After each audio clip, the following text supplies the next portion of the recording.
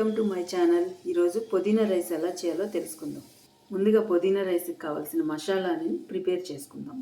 ముందుగా mixie jar తీసుకొని ఇలా క్లీన్ చేసుకున్న పుదీనా వేసుకోవాలి.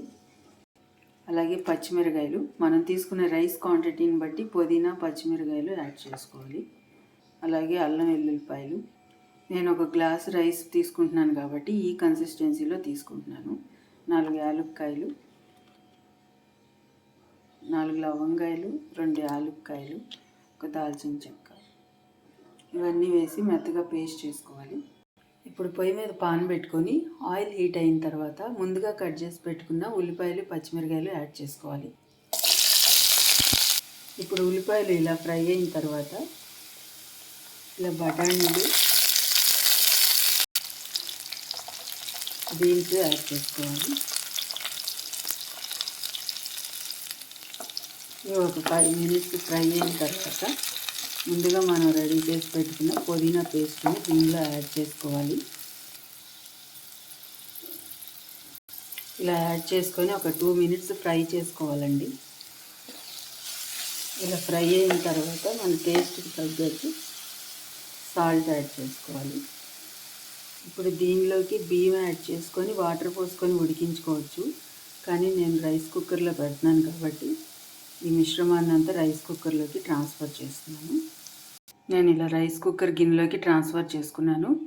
ఇప్పుడు దీనిలోకి బియ్యం యాడ్ చేయాలి. ఇలా బియ్యం యాడ్ చేసుకొని ఒక గ్లాస్ బియ్యానికి 2 గ్లాస్ వాటర్ యాడ్ చేయాలి. ఇంకా మెత్తగా కావాలంటే ఇంకో గ్లాస్ అయినా యాడ్ చేసుకోవచ్చు. నేను 2 గ్లాసెస్ యాడ్ చేస్తున్నాను.